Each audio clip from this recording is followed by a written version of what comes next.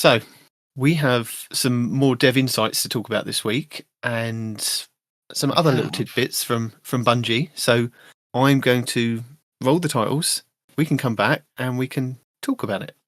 Indeed. Welcome to the Two Titans and a Hunter, Destiny 2 podcast, a show dedicated to bringing you the latest intel, the mightiest news, and the boldest opinions from the farthest reaches of the Sol system. Whether you're a bright-eyed new Guardian fresh from the Cosmodrome or a battle-hardened veteran of the Red War, this is your Destiny destination. We'll arm you with tips, tricks, and tower-worthy tools to help you triumph, thrive, and revel in the glory of the fight. So without further ado, let's get on with the show. So welcome to the show this week. Night Demon and Peroty are here again to give you all the good, juicy details about the upcoming Renegades. But first, I want to jump back into Call to Arms. Have you done any more this week?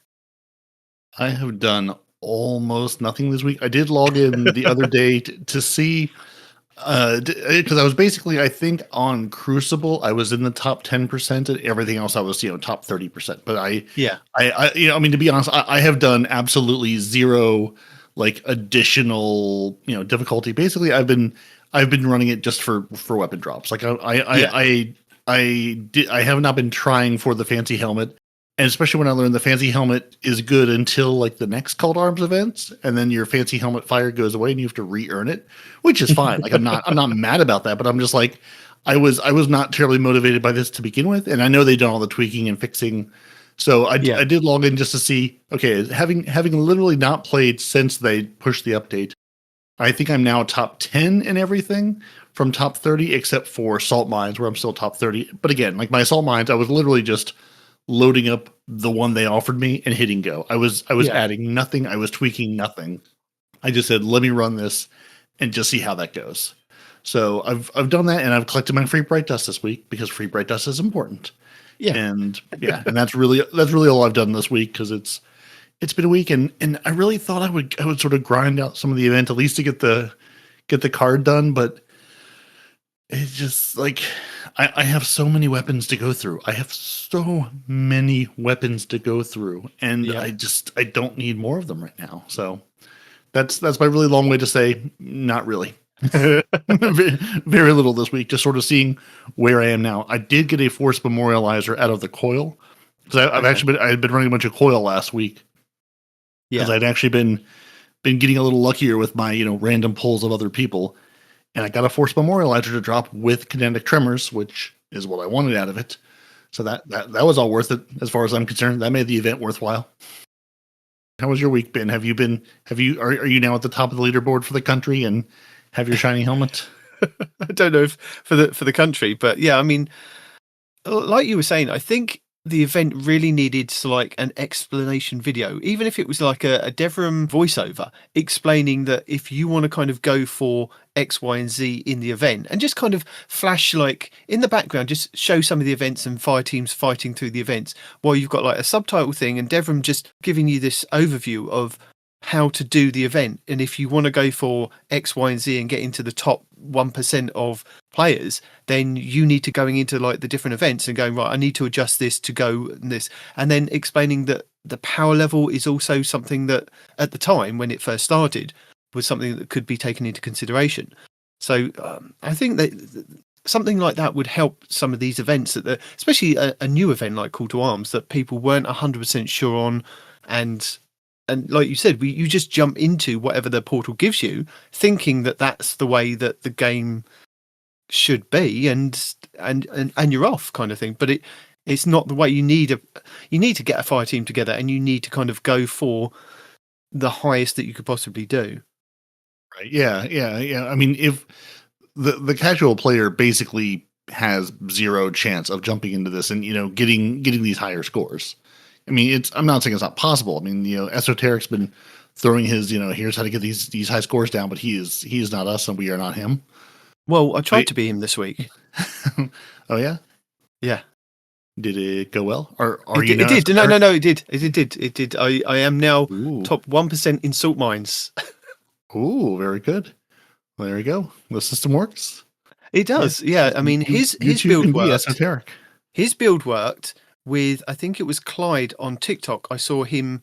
He posted like it was a very similar build to Esoteric, but he also then posted different debuffs that he had, which made more sense for me to kind of do. And I got through it, and I got my 1%. And I know that they said they adjusted it this week, and I'll go over the tweet when I can find it, or if you can find it while I'm just chatting. That from the Destiny 2 teams that they kind of changed things, but they couldn't address the high value target. But I've seen the high value target quite a few times running it with my esoteric build, or not my esoteric's build, and kind of just going through. And I've seen them a couple of times, and my score's slightly improved or just been below what it was originally. But it's like, maybe they have done something to do it, but I know they said in the tweet that they put out this week that they weren't able to kind of factor that in, but they will next time, kind of thing. And I played with Noble last week, and we got a couple of scores on the doors, and then it came round to, I think it must have been Monday. Looked at the scores, and I was back down in like I was 300th for every single thing. I mean, my salt mines had kind of gone down again because for some reason they had adjusted the scores for all the players across whoever's been playing. So the scores went up. So my kind of scores went down. So it's like, damn, I'm going to have to get back on and see if I can get like top 10% in X, Y, and Z, and see if I can get the salt mines done. And I'm slowly grinding up to 550 power at this point as well.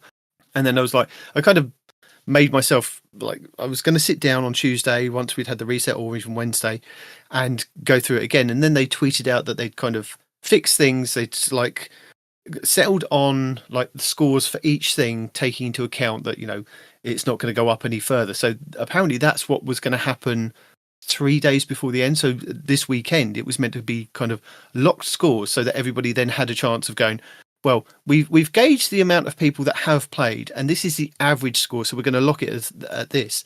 But they kind of did that early. They did it at the beginning of the week, which then gave me a bit more incentive to see if I can then go through the salt mines, which I did. I mean, it took me a while. I think it took me about 5 or 6 attempts, and each run I was getting quicker and quicker. So I was down to about 6 minutes and 10 seconds, which I didn't think I could possibly do. I didn't have that much confidence. I mean, I was running the esoteric build, and there were a lot of things like, if you, in his videos, like, right, you just need to take this out, this out, this out, this out, and then you can kind of literally skip a lot of things. It's like, oh, okay, I didn't realize you could kind of do that. I thought you might have to take out every single enemy, but it's only the main enemies in the first couple of rooms, and then as you're kind of dropping down, you need to find the high value target, and then in that third room, you need to take out the blight and then the ogre, and then you kind of through. And there are a couple of weapons. I think it was the Fenutria Fera. So it was 3 just legendary weapons that he was using. He was using the Mint Retrograde, and the Fenutria Fera hand cannon, and the Sinetra sword, whatever that one is. Sinetia. Yep, that one. And on his sword, all he had for his thing was eager edge, so that when you pulled it out, you could swipe and you could just like fly to get ahead of some of those blights that kind of explode on the way. And that was the only way that he was using it. He wasn't really using the Mint Direct. I mean, he did a couple of times, but I didn't use it at all through my run. All I was using was Bonk Hammer and my Worm God's Caress, and I was just literally running through and just bonking everything. And I did actually mess up my first run that I actually got my high score on, because you're meant to have throwing hammers on, and for some reason I'd been doing something else, and I put on the big like mallet hammer, the way you just smash it down into the ground, or you do the twirl. And I got to the high value target, and I bonked him a couple of times, and he died and ran onto the boss. And you can burst through his immunity shield rather than taking out those blights by using the bonk hammers. And I popped my hammer, nothing happened, and then I realised I've got this huge mallet in my hand. So it was only by pure luck that there was another enemy next to him that I kind of hit. And then when they exploded, there was a fire pool that kind of took him out of his immunity shield. And then I was able to kind of carry on. But then I think I had to use the sword and the hand cannon to take out the last blight, to then take out down his immunity shield, and then like swipe him down at the end. But then I still got the high score. I think I did that in about 5 minutes, and it gave me the high score run. I was like, ooh, before that, I hadn't seen the high value target at all. It was like, I'm going to mess this up. I'm going to mess it up at the boss and just completely kind of, yeah. I'm going to get to the end and then be a little sad when I get there and then get so close. Yep. Not quite. Well, good. I'm glad it worked. And yeah, it looks like they pushed about 3, they pushed 3 updates, 9, 7, and then 3 days ago as we recorded. I won't go over the first 2 because those so we talked about this week. And honestly, by the time you hear this event's basically over anyway. But they did. 3 days ago they did cap the scores. So based on your feedback, we've deployed the following changes to the event. So the score thresholds have been adjusted for all the events. Yeah, and they've abbreviated the numbers for readability. Thank you. So salt mines. So you're going to need 3.37 million for the top 1%, 2.4 for top 10. For Crucible, 13,518 for top 1%. 12,327 for top 10, Coiled 2.9 million and 2.4 million for top 1 and top 10%, Heliostat 2.9 and 2.4 million for your runs for those for top 1 and top 10%, and then Proving Ground 2.9 and then 2.4 million for your top 1 and top 10%. So basically, if you can get to 2.4 million in everything, everything PvE, you'll be at about the top 10%, and then push up toward that 3 million, a little over 3 million for salt mines. That'll get you to the top 1%, which as you're hearing this, you're going, that's good to know. The event's over and this isn't helpful to me, but it is coming. But I know they did on their roadmap, not a roadmap. They did say, it is coming back. So there is another chance at this in Renegade. So next time around, it'll be a little more understood and a little more explained, and hopefully all these patches will be in place. And I know they sorted out sort of the Riven thing with the coil, with giving you the revive tokens at the beginning that you can then purchase for like 25 wishing glass. So it was previously 100. So that was quite helpful. I did a couple of runs just kind of in the portal version of it with a couple of people, and all I did was just buy extra revives. I don't think that we needed it, but I thought just in case, because I don't want people to kind of join and then just disappear because we've kind of run out of lives. Right. So I will spend all mine on lives, and you guys can do whatever you want, kind of thing. Because I'm quite happy with my little sword build. But there's so much cycling through. I felt so bad of just like going down and then being with the other guy and going, maybe he can finish this boss. Maybe she can get through this next piece and get a revive token and bring us back. But like so many, I mean, there was one run, I think I watched like 6 or 7 people come in and leave, come in and leave, come in and leave. It's like, why are we spawning people? Why are we matchmaking people into an event dead? Like they don't even get a chance to play the event. They're coming in that last week. Yeah, they're still doing that. Oh, it's just like, guys, it's like at least if someone's joining, I understand, you want people to leave and come back, but like at least give them a life. Like even if there's no revives left, at least bring them in with half health. Bring them in alive. Give them a chance to play the game. Because I can't, if I was sitting there trying to load into a coil and you're bringing me in dead over and over and over again, like that'll be enough just to turn the game off and go, nope, I'm done. Or I'm going to go play something else because this is just not worth it. But no, still lots of that happening. And the changing the wishing glass, having the wishing glass for the tokens. And then the other, I think tier 1 things they axed the price of to make that better. The 550, I think when you were 550, you were still getting your score basically nerfed by being 550 due to a bug. That's been resolved. I have just crested 500. I'm at like 502, so I'm just getting into the 500 range. Yeah. So I'm like, none of those are my problems to solve, but I'll be there soon enough, I guess.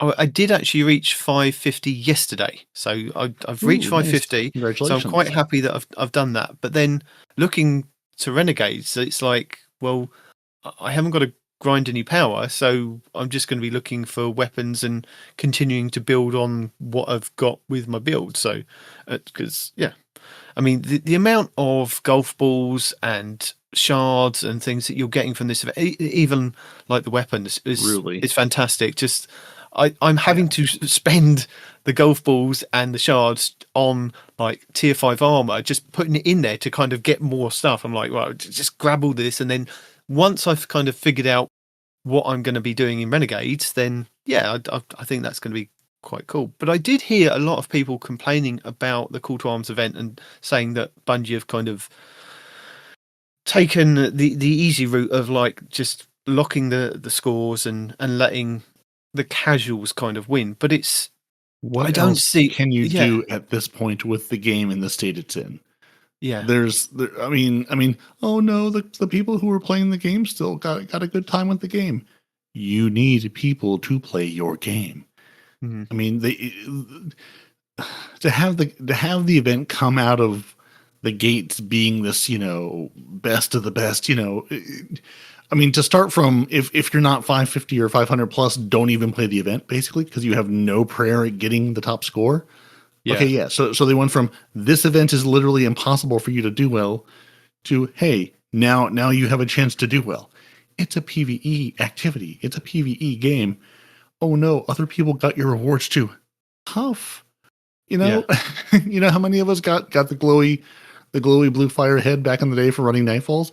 A good number of us, because it wasn't an impossible challenge.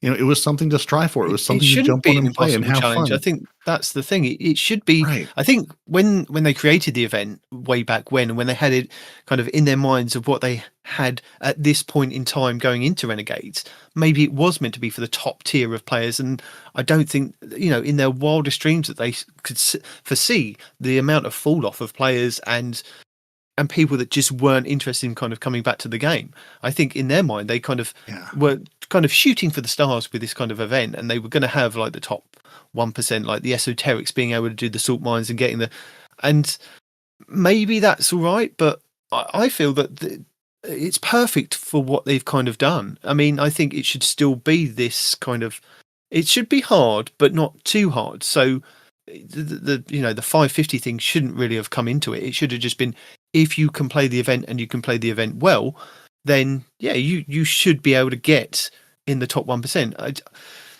I think the scoring of each thing needs to be worked out a little bit better, because it should be that if you get in the top 10% for each thing, you should be able to get the emblem and the flaming helmet. It shouldn't be that you get the flaming helmet for getting the top 1% in one thing, because that just makes no sense, because you could just play one thing and just slay out in that. I thought the idea was a competition across all the different things, because I mean, Esoteric just walks into the salt mines and completes it, gets it done. Whereas other people kind of have to really work at it. Whereas if you had a really good team and you've been doing dungeons and you've been doing raids and things, you could probably do your coil, you could probably do your proving grounds and get the top 1% in that and not have to care about anything else. And if you like amazing at PvP and you get in the top 1% for the zone control part of it, then that's amazing as well. But it just doesn't seem balanced. If you're a balanced player and you're kind of doing all the different things and you can only get in the top 10% for things, it should be that if you've got in the top 10% for and they should add more, all the kind of categories, you should be able to get that emblem at the end.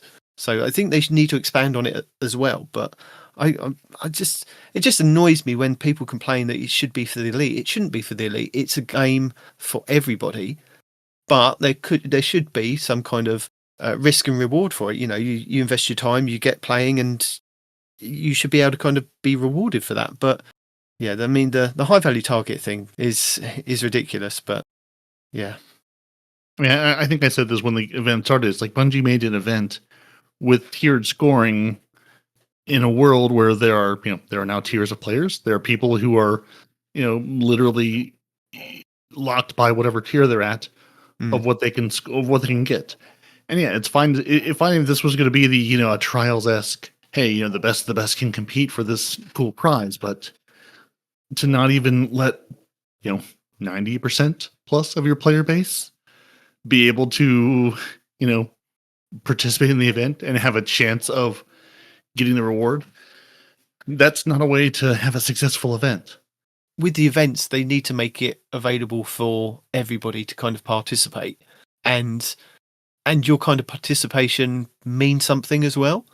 So I think maybe they should have lock scores from the beginning, and if you get into those top scores, then brilliant. It just annoys me that I think that they thought, oh, we'll see how good everybody is, and then we'll lock it at the highest possible score, and then the ones that are in that top 1%, you have to then try and get into that, or if you are a couple of points out, you then need to do better to get into it.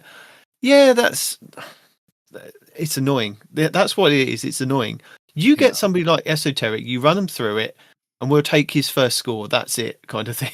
Just or somebody on the development team, give us a score that is attainable but hard to get, and we'll go with that rather than you kind of judging it on all of us, because some people can do some weird and wonderful things and really like outbalance those scores, and the rest of us can't catch up. Yeah, it just, I mean, like sort of from the get-go, it just sort of seemed like, I mean, like I said, I wasn't clear, am I trying to max every category out? Can I just do really well in one category? And does that give me, the high score? Like what exactly is my goal here for this event other than have an absolute mountain of loot thrown upon me, which is not a bad thing, but I mean, I know we're getting our 300 volt spaces in Renegades, but I'm at the point where I'm going, guys, this is not Borderlands. Like the goal is not to throw 50 new weapons at me every time I turn on the console, every time I sit down to play. It is. It's just stuff I don't have to sort out. And I'm going, most of this feels like it's exact duplicates of other stuff I have. So what am I don't know. It's getting to the point where I'm going, you give me all this great loot. Great. I don't want to sort this. I don't want to sit here and spend the time to figure out which of these 80 guns you've given me is worth keeping. So we're going to pick one at random and delete the rest of them and go, that seems right. Yeah. Dim says this is a thumbs up. Oh, but it says everything's a thumbs up. So it's all good. Yeah. It's all amazing. I'm like, it's like we always said, it's personal preference. If it works for you, it works for you, and you keep it. It's your god roll kind of thing. And yeah, I kind of worked on that as well. It's like, I'll look for what people say is the god roll, and then I'll look at how I'm going to be using that item, and we'll go from there kind of thing. So you recommend what you want to kind of recommend, and I will go with how well I'm going to be able to use that item. So yeah. And I'll say, does that work for me? Or do I look at this and go, yeah, no, this is not a thing I can do, but good for you if you can. Yeah. And I mean, after doing like several runs of the salt mines, and the coil gives you a pretty big chunk on your reward track as well. So kind of doing those longer activities also helps kind of progress it, because that reward track went really quickly. I'd completed it by, must have been Thursday this week gone. And you know me, I mean, I'm not on every single day, and I'm not playing for like 5 or 6 hours at a go. I'm just kind of, I log on, I see what those challenges are that give me the extra bump in kind of whatever. I did the weekly one, so I made sure I kind of went through and played all the different things, and that gives you a good bump as well. So I'd done the one last week, done the one this week, and that really bumped me up. So I'd completed all 40 on the track, which was really cool. Got to 550. I've completed all my Bright Dust challenges for the season. So I'm kind of just sitting here kind of, well, what can I do? And I was like, well, there's not many. I mean, I could still go and do Kepler stuff, but then, there are still a few challenges which I could probably get kind of done for the seals and things. So I was like, oh, there's nothing else to do. And then I realised this morning I haven't done my Conquest seal, which means that I've got to kind of find a team of people at around 550 to kind of go and finish off those Conquest seals. But who knows if I can get that done. But yeah. But if you can, you try and have a look at the esoteric build, and I'll send you the picture for what mods to run with the Worm God Crest. And what I found is that in your settings on your controller, if you do the keybind so that you can, even if you're up close, you can still throw the hammer. I found that really helped me out, because if I was too close, I was just kind of meleeing them, which didn't help. It needed to be the throw hammer to create the sunspot. So I kind of keybinded to get the throwing hammer, and that really helped for me to get through. But yeah, I could send you that over if you like.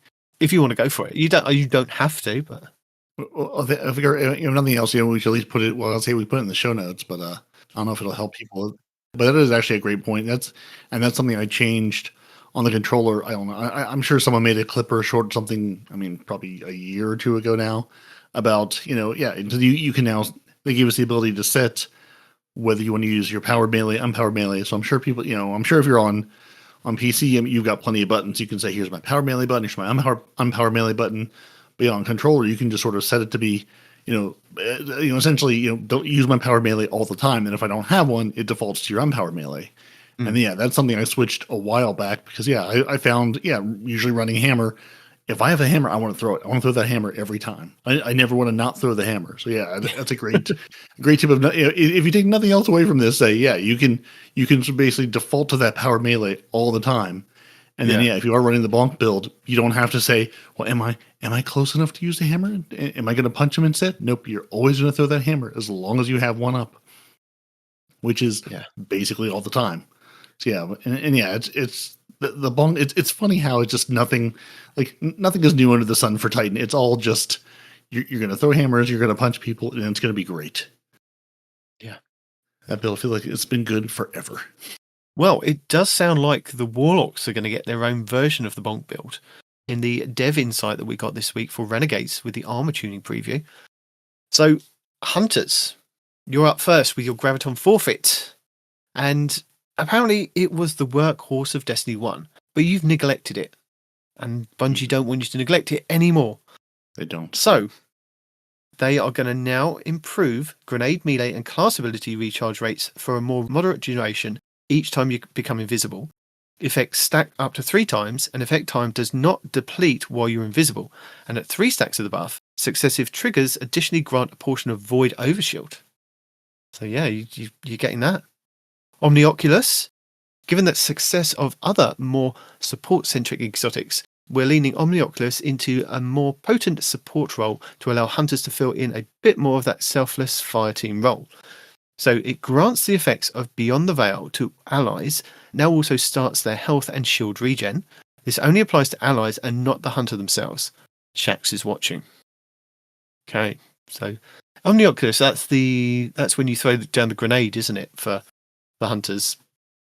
So yeah, Beyond the Veil, you gain a second smoke bomb charge and you have damage resistance while invisible. When you make an ally invisible, they gain damage resistance whilst invisible and you gain melee energy. So you're getting additional stuff on top of that. Cool. Sounds good. Lucky Raspberry. Lucky Raspberry Arc Bolt Grenade ability. Increase the projectile lifetime of chain projectiles. This helps hit consistency on moving targets that are near the outer edges of the chain range. Now activates at 0.1 seconds faster than the initial sensor sweep from 0.6 seconds to 0.5 seconds. And increase the max chain range of the initial chain from 7 meters to 10. Exotic Armor now always applies Jolt on Arc Bolt Grenade hits, returns Arc Bolt energy on application of the Jolt debuff, or triggers the Jolt chain on a target already affected by the debuff. Orpheus Rigs. So they're going to increase the super duration from 16 seconds to 20. So that's pretty cool. So once you've popped that, it's down for longer.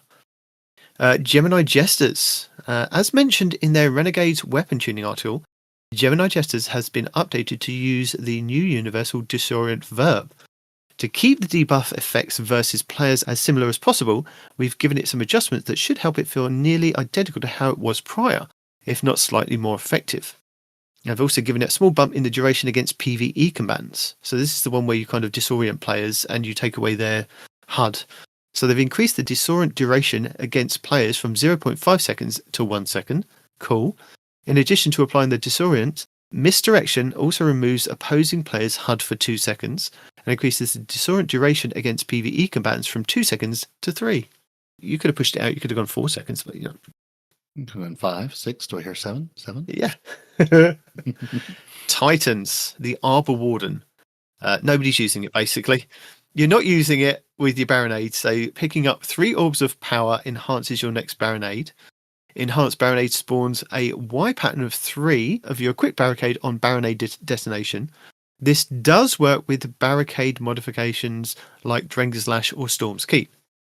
Which is maybe the only reason someone would ever use it, but I'm still looking at this going, I've never put this on, and I don't think this is going to change that. Unless I used to use it in PvP. I played around with it when we first got it, and it was something that when I was kind of playing trials and my teammate was in a bad spot, I would throw the grenade down in front of them to kind of give them the barricade, just to help them either get away or get some regen, so that the other players weren't kind of killing them.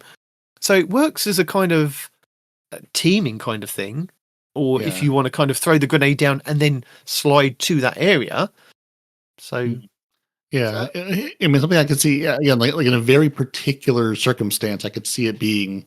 I'm still not sure I want to say useful, but I could see there being Yeah. utility. Yeah, for in very particular instances, I could see it being something you could do. But still, I'm going.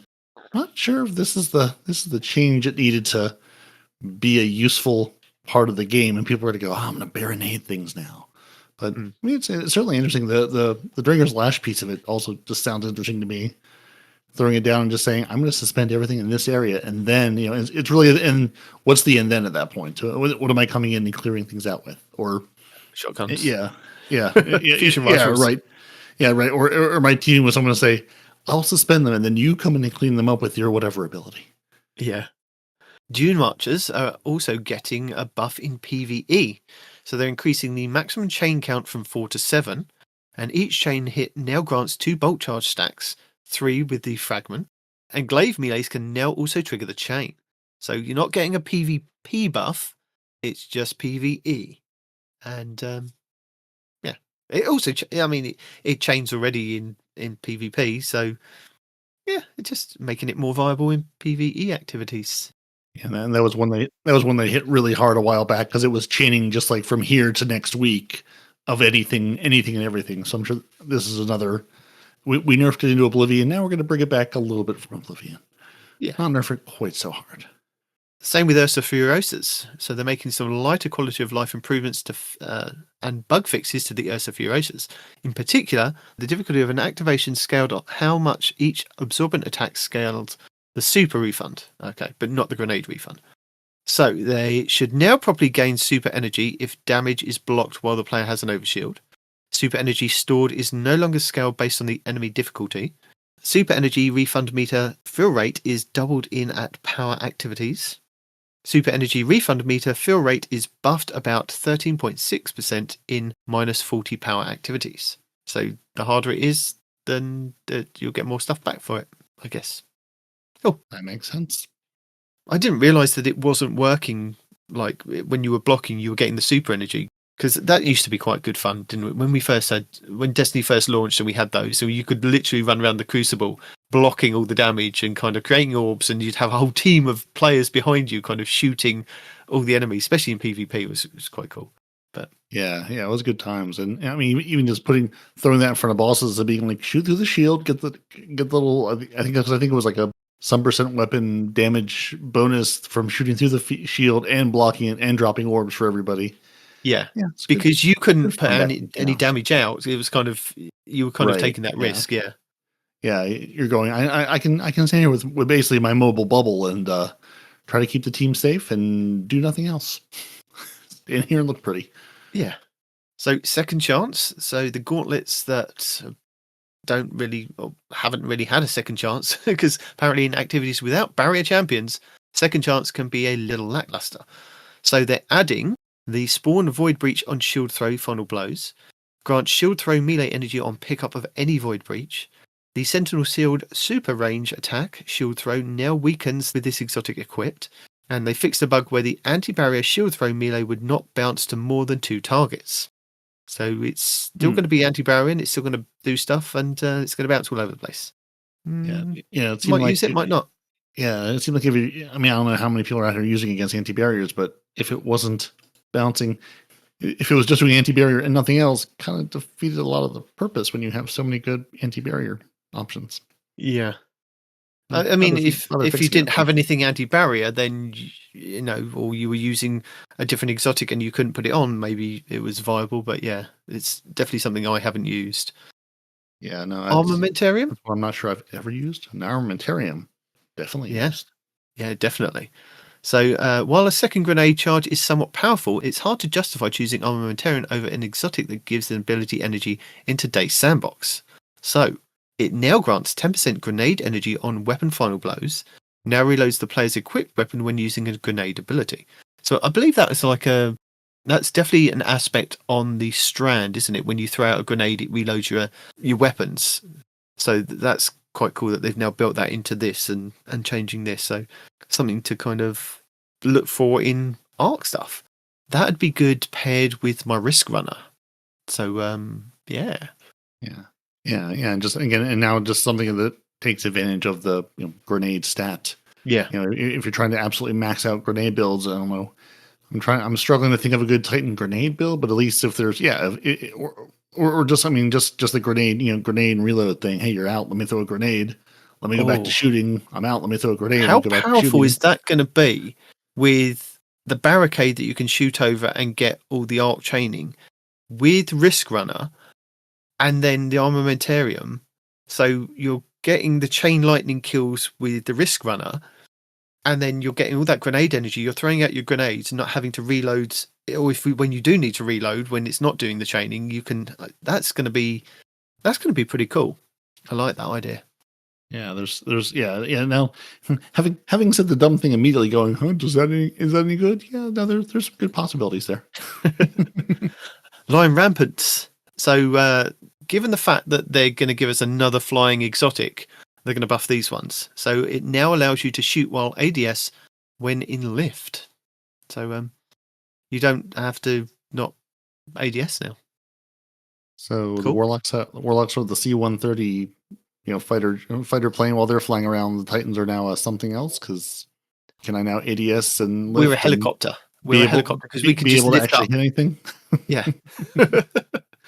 Peacekeepers, they're increasing the mobility bonus from 25 to 30, and they've re-added the ability to swap load SMGs. Warlocks.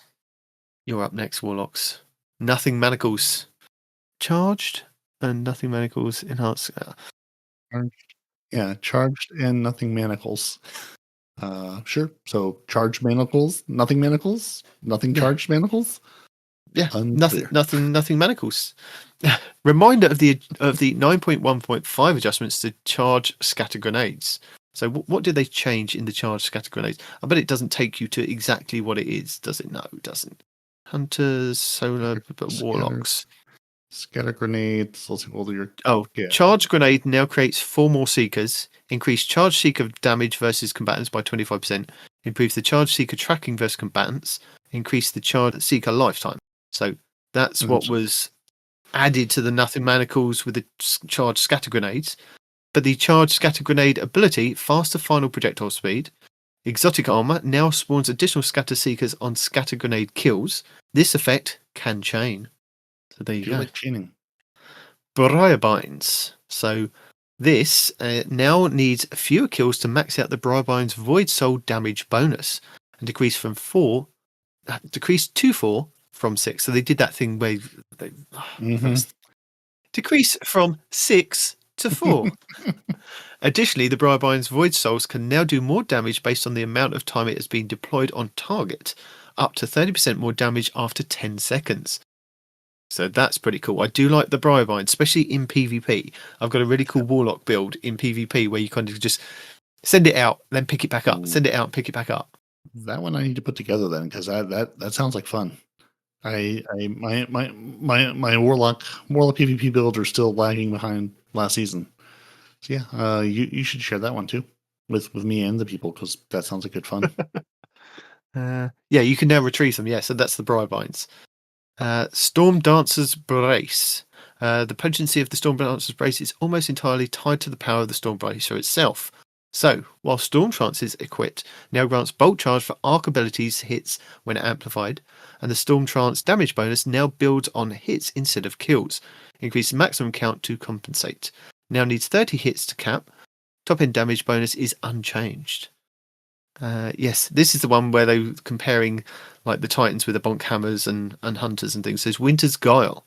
The melee and finisher final blows grant bonus melee damage. Melee final blows grant 1 stack. Finisher final blows grant 3 stacks. Max is 10 stacks for plus 400 melee damage. Stacks are lost 1 at a time, lasting 4.5 seconds. Once you reach 10 stacks, immediately gain 1 melee charge and enter Warlock's Rage when you activate your melee ability. You have 10 seconds to activate your Warlock's Rage, and while in Warlock's Rage, you gain dramatically increased melee regen speed, gain fast melee speed, melee damage bonus is increased to 500 plus 500%, lasts 10 seconds, and you lose all stacks once the Warlock's Rage ends. So, yeah, that's... if that had come out before, you could have used that going through your salt mines, couldn't you? That Yeah, sounds pretty cool. that would have been a nice collection of punchy anger. I'll be curious. I'll be curious to see how that works in practice, and I'll be curious. Yeah, because I mean, 400% melee damage very quickly. Yeah, Yeah. if And as I'm long as you don't use your Warlock's Rage, you could probably still keep the 10 stacks. if I'm like, is that something I Maybe can not, build up no. to and hang on to? It seems like something that comes and goes very quickly. I was just saying, if I could sort of like build it up before a boss phase or before a final stand situation, then deploy it, or just say, okay, we need to clear this room. All right, let me go clear this entire room. No, it says once you reach 10 stacks, you immediately gain 1 melee charge and enter Warlock's Rage when you activate your melee ability. So, yeah, I suppose you could get to the 10 stacks and then just wait and use your Warlock's Rage when you want to, but you wouldn't be able to melee anything after that if you weren't wanting to use your Warlock's Rage. That's all right. Still sounds good. Matadoxia, that's up next. Hitting a target with 5 Needlestorm super projectiles now will activate I'm not saying that word. The suspend burst. The burst caused by the super deals radically increased damage to all targets caught in the radius. This burst should now allow Needlestorm to feel like a damage contender with the likes of Curious Thundercrash. Yeah, targets damaged by the arcane needles emit a suspending detonation when defeated, and landing multiple arcane needles on the same target immediately triggers a larger, more powerful detonation. Defeating suspended targets grants you melee energy. Your arcane needles are stronger against barrier champions. Cool. And then finally we have the Dawn Chorus. So this one, Daybreak plus Dawn Chorus damage increased by 5%, and the total Scorch stacks increased. There you go. So they're buffing the Solar Warlock Daybreak super damage by 20% and letting Daybreak scorch targets by default. That's something to look forward to. I do like some Scorch. Yes. And that's all they're willing to tell us now. But, we have come across this many a time before, haven't we? That we get to the actual launch of an expansion or update, and there are a few things that they kind of hide in the patch notes. It's like, oh, well, we missed this one in our dev insight, or we missed this one in our patch notes over here. So if there are any extra things, then we'll soon find them out. It's like a week and a bit out from our Renegades. Yeah, wow, I guess so. I was like, no, it certainly has to be more than no, it's really not. December really is somehow upon us, practically. But no, not yet. No, it's definitely. Well, it was the other day. It was the 20th of November when they posted their TWAB This Week in Destiny, and they want to remind you to save the date. There's a save the date for the Renegades developer live stream that we didn't know about. So how could we save the date until we know now? We know now, so it's coming up on Tuesday. There's going to be a developer live stream, 10 a.m. PT over on Twitch, YouTube, and TikTok, and they're going to go over Renegades, the Lawless Frontier activity, the Thurus Outpost, and they're going to deep dive into gameplay. That's pretty cool. Realistically, you're not going to be watching it on YouTube. You're not going to be watching it on TikTok because you're going to be watching it on Twitch because it's the only way to get the new Seeker Not Saints emblem. And you only have to watch for 15 minutes and you get that. That's it. Yeah. Surely, there must be another way that they can come up with that if you watch it on YouTube or TikTok, that you could be eligible for this emblem as well. It's just, you're kind of just limiting yourself, aren't you, Bungie? Just yeah. Well, I wonder if that's one of those things. Because Twitch has the whole drops, Twitch drops thing. Like they have the whole mechanism to do so. Yeah. I don't know if YouTube has. The number of times I've watched people live on YouTube, I can count on 2 fingers basically, because I figure if I'm going to watch you, I'm going to hop over to Twitch and see it beautifully ad free. Although now that I say that, I wonder if with YouTube Premium, if you can skip the ads on YouTube streams. Anyway, something to look into. I think it's you can get these on Twitch because Twitch has a mechanism. TikTok again. I forever hit the hide all lives forever on TikTok every time it expires and tries to show me a live again. So I'm glad you're going live on TikTok, Bungie, but I will never see you there. Yeah. So I wonder if it's just there is no other mechanism to do a drop situation like Twitch has. So if YouTube or TikTok want to build that, then we'll watch you over there. Yeah. But until then, no, all Twitch, or at least loading Twitch up and walking away and having it play in the room while you're off working. So you can get your emblem while you're, having to work, and then you can go back and watch for the information later. Not that we would ever do that. Not that that's ever a thing that we would do. Mm-mm. So 10 a.m. PT for you is that 1 p.m. So 1 just p.m. after lunch. So for me, that would be 6 p.m. in the UK. So yeah, so it's an hour after the update. So once you've kind of gone and checked out what's available in the Bright Dust from watching our video, you can tune into the live stream because that'll be there. Hopefully I should be home to watch this one, but who knows? Hopefully. Yeah. And I will get my pretty little emblem.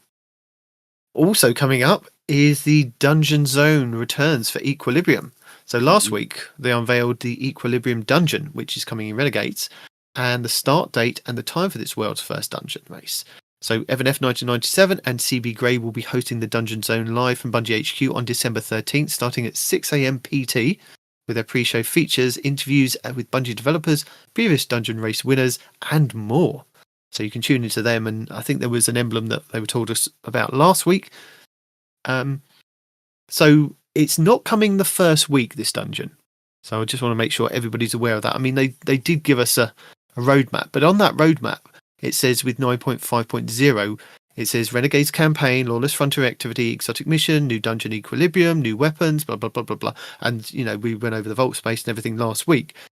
But the dungeon doesn't come until the second week, which should, realistically, that should be in the 9.5.0.1 update, because that's when we're getting the Vanguard alerts and everything else with the Grandmaster Vanguard alerts and the Crucible and Arena Ops as well. So, yeah, they also put Arena Ops in the launch week. So I'm confused because, yeah, it doesn't take much for me to get confused. But definitely, we definitely know that the dungeon is coming the second week. So you'll have the first week to do your campaign stuff.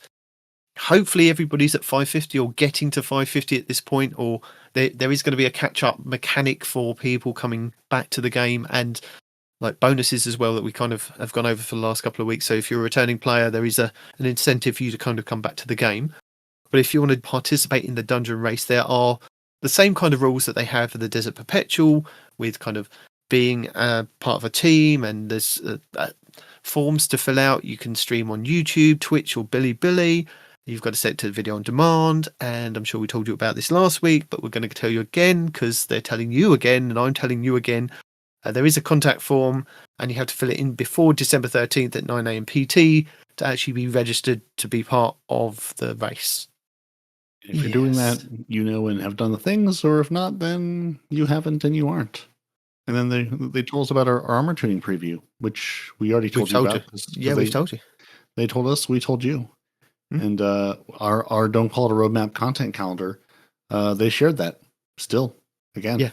But like I said, with that, it is kind of complicated, because where they run down with the 9.50, it says about getting Portal Activity Additions, New Solar Ops, which is the Typhoon Imperator, Fireteam Ops gets a Return to Sunless Cell, and then introduce Arena Ops 6-player activities, Pinnacle Ops, Return of Vox Obscura and Derealized, and more. And then, I mean, they also, like I said, that they mentioned the dungeon in that 9.5, but that's not coming to the following week. And the following week is the 9.5.0.1, where it's going to introduce the Vanguard Alert system with the Vanguard Alert playlist, Grandmaster Vanguard Alerts, Crucible, and then it says Arena Ops. So I'm confused. Is Arena Ops coming the first week, or is it now coming the second week? Yeah. It's coming some week, and maybe a roadmap would have cleared this up, but we don't have a roadmap, so no. But even in this, with the where we are going kind of thing, it would be nice to know, like, why put the dungeon in that first kind of week when they told us last week with that article that the Vanguard alerts are coming in the second week, and we know the dungeon's coming in the second week, so it doesn't make any sense to be in the first week. I'm gonna have to go back and check. Bungie. Yeah. Did you tell us the wrong thing? Are you just putting things out? Are your teams not aligned? Or is the answer just yes all the way around?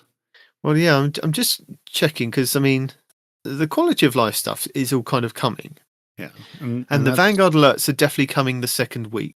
The Arena Ops, it doesn't actually say that I can see in here that the Arena Ops It's just got reintroduced weekly objectives to support the weekly rituals with the Vanguard alerts. And then underneath that says, Arena Ops brings the 6-player seasonal activities such as Catch Crash for larger fighting fun. I'm guessing that's going to be part of... Do we reckon that's part of the... When they do the Vanguard alerts, we're going to get the Arena Ops? That's what I would assume. I mean, I assume that's all part of the Vanguard alerts, the whole, hey, here's a reason to log in and play the game. Yeah. Here's new content to go play. But yeah, it'd be nice if we had just more of a clear answer at this point on anything. I'm not going to tweet at DMG because he ignores me. So it's fruitless. I think if my name was Mactix or Fallout or Datto, I'd get a response within like 10 minutes. But unfortunately, I don't have the name behind me to kind of get a response, and it just kind of falls on deaf ears because I have tweeted several times and not had any reply. So I'm going to go with it's coming the second week. So we'll get the Vanguard Ops the second week, the same as the Dungeon and the Vanguard... Oh, Arena Ops, not Vanguard Ops. Arena Ops, Vanguard Alerts, and the Dungeons come in the second week. I'll clear up for you for Bungie. There you go. Yep. That's our story, and we're sticking to it. Exactly. Until we're proven wrong, in which case then it'll be different. And Black Friday is almost here, which means sales, I guess. You've got to stay tuned to the Bungie store socials for more information. I'm guessing that's to do with sales. Yeah, it'd be nice if you gave us a little teaser, Bungie, like why might I want to save my money? What are you going to give me? What's interesting? I mean, because of course you're doing Black Friday sales. Everybody else is too. Everybody does it. What are you selling? You're not special. But for Black Friday for us, it means that there might not be a show next week because apparently one of the hosts has something called Thanksgiving, and they think that they can have a whole week to spend with family. It makes no sense. You know, why would you want to abandon your podcast family for real family? I just don't know. But one of us has got that kind of deal going on, and the other one might not be here next Saturday. So I am planning on kind of maybe doing something after we get the developer stream, but then hopefully with the developer stream on Tuesday, they do release their third developer insight, which should hopefully, I think it was Sandbox, wasn't it? I think. Yeah. So hopefully we've got that and that. And the TWAB normally comes on a Wednesday.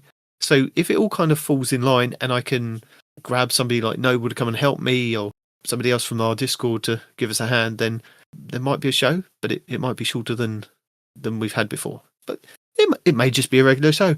I'm just pre-warning you. Yeah. There may be one, there may not be one. There are factors. You'll just have to tune in or not tune in and listen or not listen, and then we'll be back the week afterwards or not with all the things that have either dropped in week 1 or week 2 of Renegades.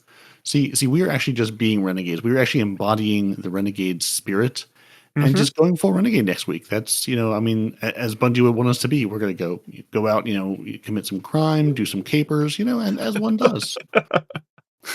Some crime. Capers. Are we in the 1940s, are we? Yes. Okay. And if anybody knows us, they know we love some crimes and capers. Yeah. But something that we also do like is a bit of a player support report. All right, we do have our player support report. We're sitting here waiting for Black Friday, and while we're waiting, we need to know about the known issues. So, while we don't have categories this week, we might as well have. So, players are reporting occasional audio dropouts in PvP activities. Listen, if you're playing PvP, just have your audiobook on or your podcast on in the background. You don't need to hear what's going on. It's just not that important.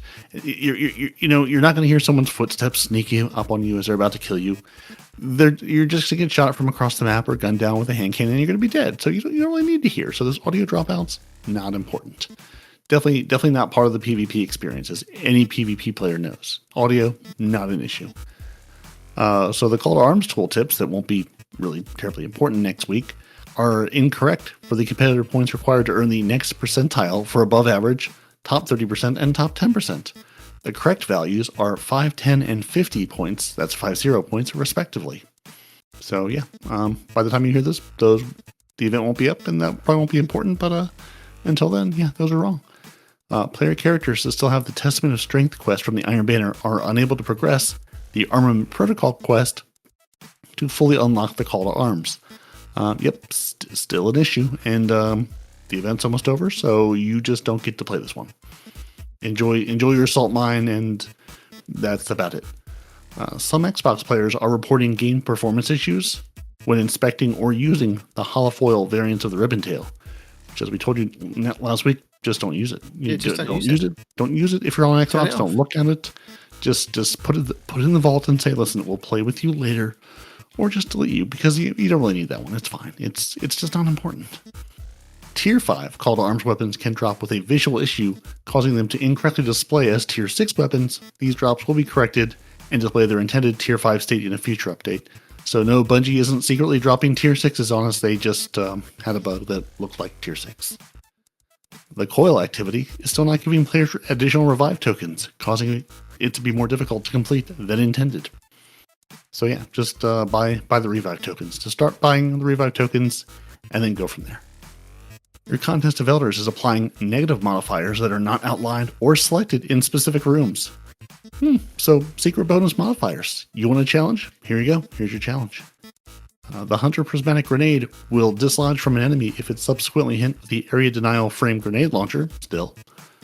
Arc Chaining from the Lethal Current aspect is not activating Combination Blow, so that's a problem. Players who earn the Epic Raid version of the Cusp Sempiternal are unable to purchase it. Unable to purchase the high tier versions of it from the raid vendor. Heavy crossbows are not piercing non-champion immunity shields with anti-barrier bow equipped. So they are just barrier bow. Sorry, no longer anti-barrier bow. The lower portion of the Chroma Cloak robes do not receive the intended visual effects when activating Transcendence on the Warlocks. The Competitive Spirit Gloves ornament causes floating textures. Ooh, spooky. And finally, they have deployed a fix for a rare crash bug related to activity bubbles on Kevlar. So one fix in our known issues. So is the known issue a fix? Don't know. But hey, they did fix one known issue about activity bubbles on Kevlar. Not sure I can tell you what an activity bubble on Kevlar is, but hopefully the rare issue shouldn't be happening any longer. And then we have our Art of the Week, and we have our Movie of the Week, and the TWAB may be ending, but lots more Renegades info is in your immediate future. They've got the live stream, a Dev Insights preview on ability tuning, and an artifact preview on the next TWID dropping Wednesday. Yes, a Wednesday TWID, as we already told you, because we know Bungie. We know their clever tricks. Yep. And, also, what happened this strong past week is I saw a lot of things on YouTube, a lot of pictures of the content creators that we like have all kind of been to Bungie and played Renegade. So we'll probably be getting a lot of reaction videos, and if they were able to kind of capture any of the content, that will probably be coming out next week as well, because it's literally next week that is the last week of this Ash and Iron and the Edge of Fate, because it now kind of rolls into Renegades. It's really weird to think that the Edge of Fate has now kind of finished, but it's yeah. So we've got content creators that have taken pictures of themselves at Bungie, so that there's information incoming, basically. Yep, they were there. They saw things. They did things, and hopefully they're going to tell us about them. Oh, I'm going to tell you about something. I'm going to tell you about the rotations for next week. Ooh, because it's the final week, so there's some things to be reminded about before we get there, or before we get to Renegades.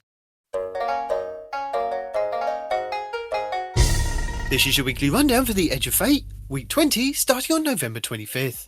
Week 12 of the Ash and Iron update brings the final week of the Edge of Fate saga, as Guardians prepare for Destiny 2 Renegades on December 2nd. So this will be your final week to complete any last minute power grinds, activity completions, seals and titles. Don't forget to collect any rewards from Hawthorne's clan engrams and reward track, as these normally get reset when the new season begins. Also, you have one more week to make sure you've collected all your missing data pads, stunned all those champions and calibrated those weapon challenges, because if you complete 42 out of the 46, you can get a large pile of bright dust to spend at the Eververse store in-game. If you want to find out more about Destiny 2 Renegades, you can tune into the developer livestream this Tuesday, November 25th at 10 AM PT over on Twitch, YouTube or TikTok. And if you tune in over on Twitch for 15 minutes, you can grab the new Seeker Not Saints emblem. In the Portal Crucible Ops this week will be competitive, control, and a variant of Cutting Edge, with Trials of Osiris at the weekend. Other non-featured modes of 3v3 hardware mixed and 6v6 Rift can be found over on the Crucible Director. In the solo ops we have Skywatch, the Salt Mines, the Conflux, Creation, K1 Logistics, and Caldera. In the fighting ops we have the 3 new Reclaim missions, Cabal's Watch, Conductor's Keep, and Fallen Bunker, Battlegrounds Behemoth, and Episode Echo's Core, 3 additional strikes of Hypernet Current, Insight Terminus, and Fallen Saber, 3 expeditions from Season of Plunder, Nessus, Cosmodrome, and Europa. We also have the strikes of Liminality, the Devil's Lair, Proving Grounds, the Inverted Spire, and the Glassway. Battlegrounds Oracle, Foothold, Delve, and Conduit, Empire Hunts the Warrior, Technocrat, and Dark Priestess with Savathun Spire Offensive. In the Pinnacle Ops we have the 3 dungeon layers, Pit of Heresy beneath the Necropolis, Duality Nightmare of Goron, and Warlord Ruin Heaven's Vengeance. The new exotic mission Heliostat with the Wolfsbane exotic axe as the main reward. Move from fireteam ops we have Onslaught Widow's Call and Midtown, Episode Revenant Contest of Elders with the Coil. Exotic missions Presage with the Dead Man's Tale exotic scout rifle being the main reward, the Season the Haunted, and opulent weapon sets, plus the Idolian Pursuant armor set.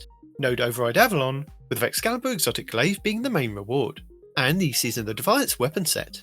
Starcrossed with the Wishkeeper exotic bow being the main reward, and the Season of the Wish weapon set. The Whisper with the Whisper of the Worm exotic sniper being the main reward, Kel's Fall with the Slayer's Fang exotic shotgun being the main reward, and Encore with the Choir of One auto rifle being the main reward.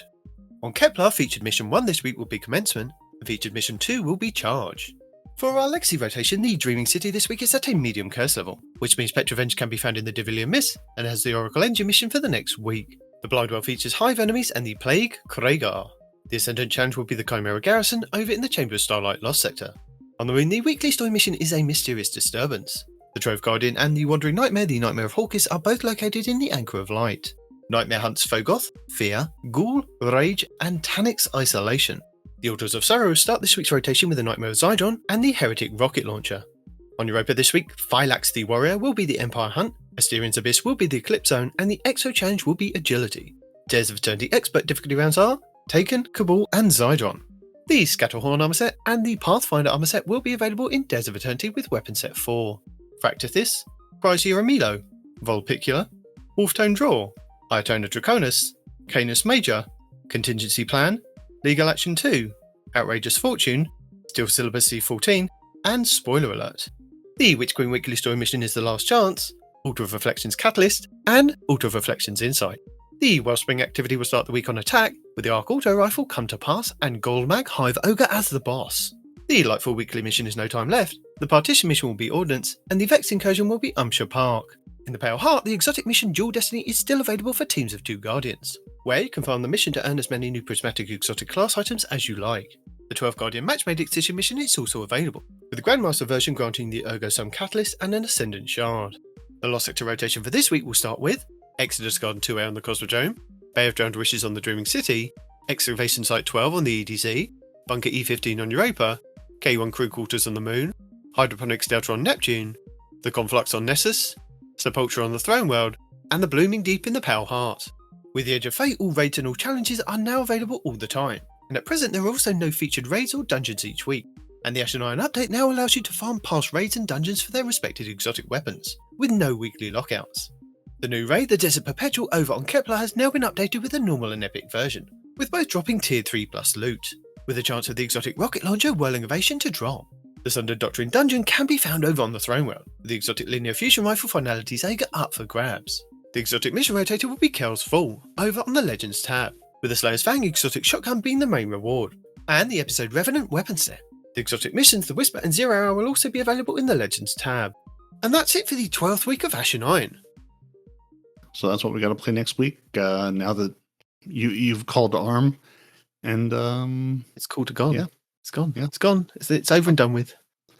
Yep, they've called. We've either We've heeded the answered. call or not heeded the call. I wonder if Devram has appreciated his time away from his singular. Who's perch looking where he's after been. the EDZ? Because if I'm he's gonna- out of the sniper tower, who's looking No. after the EDZ? I mean, the answer to that is obviously secret second Devram. I'm going to assume he joins Crow, Ikora. Eris, like, yeah. the long laundry list of people. Clearly, we have a multiverse situation going here because we have all these people who they live in more than one place. That's just They don't just have how they time to roll. tell us what we don't have time to tell us, and all that Nope. rubbish. They're very busy. They are. But apart from what we've kind of told the people about the TWAB and the Dev Insight, has there been any other news that we've kind of collated over the week? I say we, I mean you.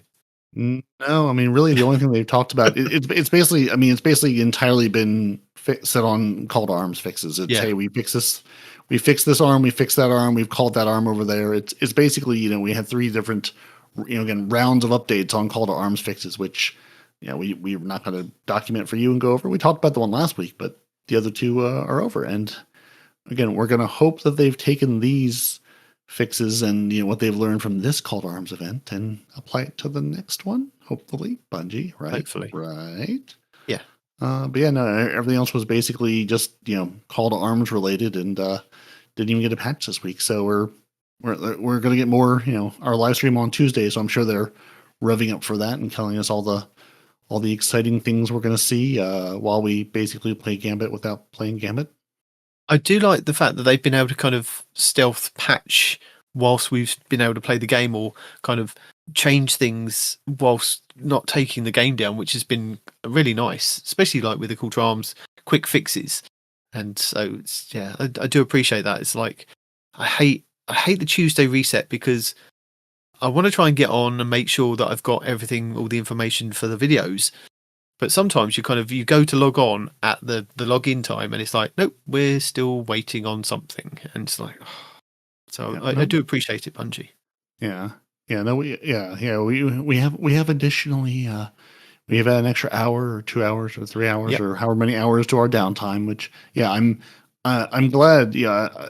I mean, I'm with you. I'm glad all of the work that they did back, months and years ago to say, we can disable certain weapons. We can make these tweaks. We can do a lot more live in the game where we don't have to take the entire game down while we make these fixes. So yeah, it's definitely been a nice change.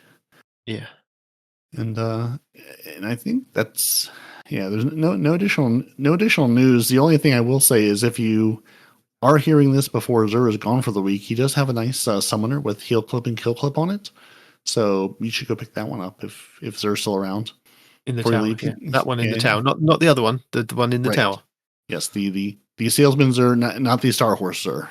Yeah, different Zur. Again, Zur, another one of our long laundry list of people who live in more than one place. Yeah. So not much other news other than the call to arms. So have you watched anything this week interesting video wise? Any good content creators creating good content? Well, I think they're all saving it for the Renegades reveal stuff, but I will put in the esoteric videos because he's solo top 1% scores in all 5 Call to Arms event activities, which was pretty cool to watch. And I think that's where I got, because he did break it down into separate videos, but the one that altogether is 54 minutes long. And I think I watched that one to find out what he was doing to get all the different builds. I also kind of point you guys in the direction of our sister podcast, which is The Guardian Down, which had, I think it was episode 330 last week, had Wilhelm Scream on. They've got more guests on there this week, so I will link them in the show notes, because if you haven't, check them out. Gator was on here a couple of weeks back, but I don't feel that he promoted his show enough, so we'll promote it even more. So it's nice, while we're out here going, we're going to read you the words poorly that Bungie tells us about. They're going to say, hey, look at the people who are out here doing cool things and playing this game. And I saw they had, I apologize for butchering your name, Blehy, Blehy, this week was their guest. So and every week they find people from the community to bring on and talk Destiny, talk life. And their show is absolutely worth checking out. Because, they're still out here holding the candle of Destiny going, it's still here. We're still playing it. Yeah. Might we be flirting with other things? Sure. But you always come back to you always come back to Destiny. You always come back to the tower to see what's going on. And we're all gonna be Renegades soon. So that's all I can recommend for you this week. That's it. You're recommended. There we go. Yeah, and I think I've got one new video and one less new video we'll put in this week. I do have since I think Renard and a couple other people have asked, hey, you mentioned the buddy build a couple times. Which build is that on the Warlock that I've been running around giggling with? and it is plunder the booties. I found the true king of buddy builds. It's insane, from about a month ago. So we'll stick that link back in the show notes. I know we featured and talked about it before, but just, it's worth reminding people, hey, this is still a thing. I won't make you go back and try to find where we talked about it before, but it's a good build. And I've been running around just giggling and cackling and having good fun with it, because it's just having a Hellion and having an Arc Buddy up all the time, and then leaping to the ground, healing yourself, and then sending out Threadlings. So it's beautiful. It's prismatic. You get everything up all the time, and it's great fun in PvE and PvP, because sometimes your little buddies can get that kill that you can't. And then I saw Llama this week. He did put out the big, video he did with Court Projects on like an entire rethink of the portal that we talked about a few weeks back. He put out, hey, Bungie, you want my feedback? Here it is. And basically did another sort of, I'm assuming he partnered with Court again, I think. I don't remember now because I watched it earlier in the week. Of basically, hey, you want my feedback on what the portal could be and should be? Another sort of, relay out, rethink of how the portal should work and how people should get into this game. And just, hey, if I were to sort of reimagine the portal, because obviously, it's easy to say, oh, just get rid of the portal, go back to the director. Well, that's obviously not happening. Like, they're committed to the portal. The portal is the future, for better or for worse. So now that we're here, how can we make this a better experience for everyone? So, he sort of lays out his vision for what that could look like. And not a lot else this week as far as videos go. But what we do have some lovely patrons, because they're always out here winning things, getting things, obtaining pretty hats, running around, looking beautiful. Like Renard Calant, the man who cannot be threatened with a good time, can be threatened with cats, but not with a good time. He's out here absolutely sporting his beautiful helmet, running around, being the top 1% in all of our eyes. And why is he there? Because he's being buffeted by our grenade throwers, the Wart Wizard, Golden God 1562, Noble, the Manconer from Texas, and Feral. They were throwing the grenades that allow that beautiful helmet to catch fire and sustain its beautiful flame. We thank all of our lovely, wonderful patrons who have gone to patreon.com/TTH and said, we appreciate that come, good, bad, ups, downs, you are still here talking about Destiny each and every week, giving you something to listen to while you work, while you do the dishes, while you do your yard work, wherever you are, we're here in your ears. Maybe while you're playing PvP and going, I didn't notice audio dropouts because I'm not listening to the game audio. I'm listening to you guys stumble over words, listening to us talking about Destiny. Yeah, we're here. You should be here too. It's good times. And until, until the week after next, maybe next week. I mean, you'll know because you've subscribed, right? You've gone to YouTube. You've hit the button. You get this podcast in your podcast player, so you'll know when the next one is. So I'm going to say thank you for joining us. Your Titans are Peroty and Night Demon. You've already found the show wherever you find your podcast, or if someone sent this to you, welcome. Join us. Subscribe. Listen. We're here every week. We'll see if we're here next week. It's weird after 6 years, almost 7 years. How long have we been doing this?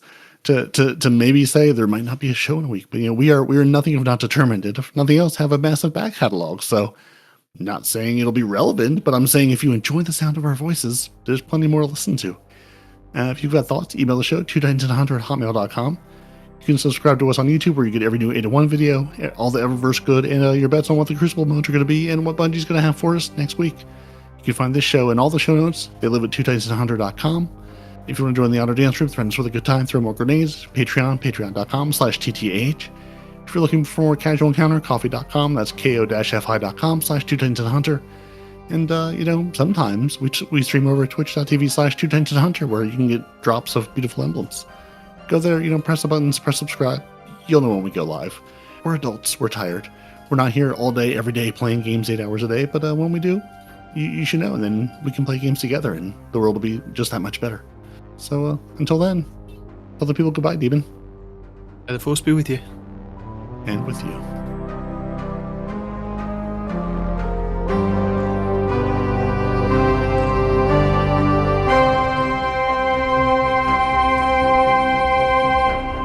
Two Titans and a Hunter, a Destiny 2 podcast.